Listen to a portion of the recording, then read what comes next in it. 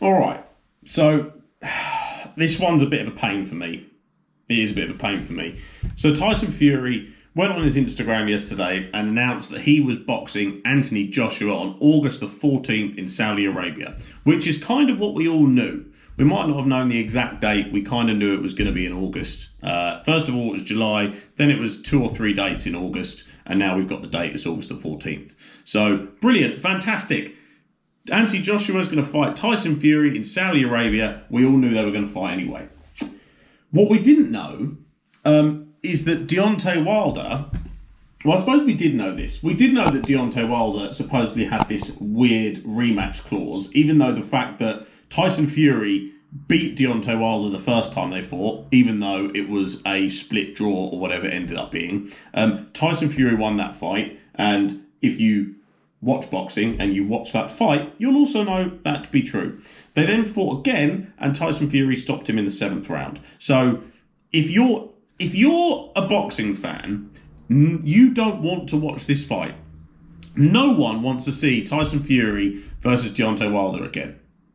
Not at the cost of Tyson Fury versus Anthony Joshua for all the belts.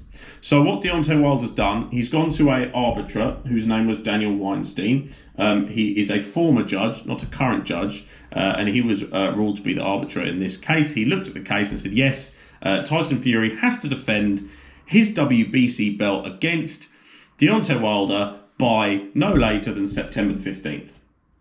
Well, now we've got a problem, because unless Deontay Wilder is going to accept money, which I think is something that Alexander Usyk has done, something similar for Anthony Joshua so that he can compete in this fight. If Deontay Wilder is going to accept money to step aside, or perhaps sign something that says that he gets to fight the winner, then that's fine. But then this feeds into the problem of boxing, because if Deontay Wilder does that and signs to fight the winner, well, Fury-Joshua is a 2-fight deal. So what happens if Fury wins and then Deontay Wilder is contracted to fight him next, but he can't fight him next because Fury's also contracted to fight Anthony Joshua again? Do you see the problem? Boxing's got a lot of problems, and the fact that it's got so many belts is feeding into this. This is why we've got people in courts talking and discussing this, where there should just be one governing body that goes, no, this is what's happening.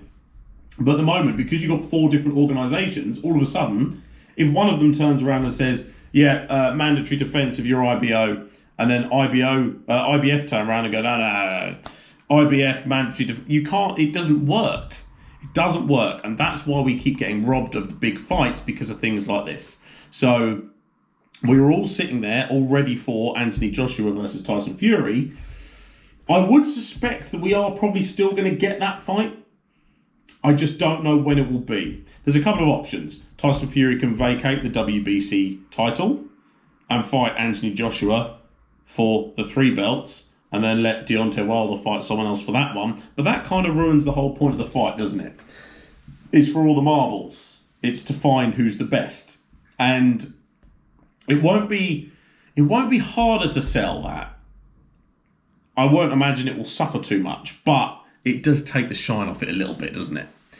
Option number 2 is they pay Deontay Wilder an X amount of money and he steps aside or agrees to a fight later down the road or something like that. But I suspect Deontay Wilder won't want to do that, because he was kind of humiliated by Tyson Fury, and I'd imagine he probably wants that back. Now I don't know if you can do this or you can't. But what I'd be doing if I was Tyson Fury is agreeing to fight Anthony Joshua, fighting Anthony Joshua, beating Anthony Joshua, and then vacating the WBC before September the 15th. I don't know if you can do that or you can't. That's what I'd be doing. Or I'd sign to fight Deontay Wilder on September the 15th and just pull out. There must be ways around this. This isn't the first time this has happened. I know it happened between Lennox Lewis and Hasim Rahman. And Lennox Lewis had to take Rahman to court to get that fight back. And he did get that back, and he won, and the rest is history. But we got a big announcement for Wilder versus Fury. We got excited. For Fury versus Joshua. We got excited. And then that Deontay Wilder, he couldn't let us have it, could he? He couldn't let us have it.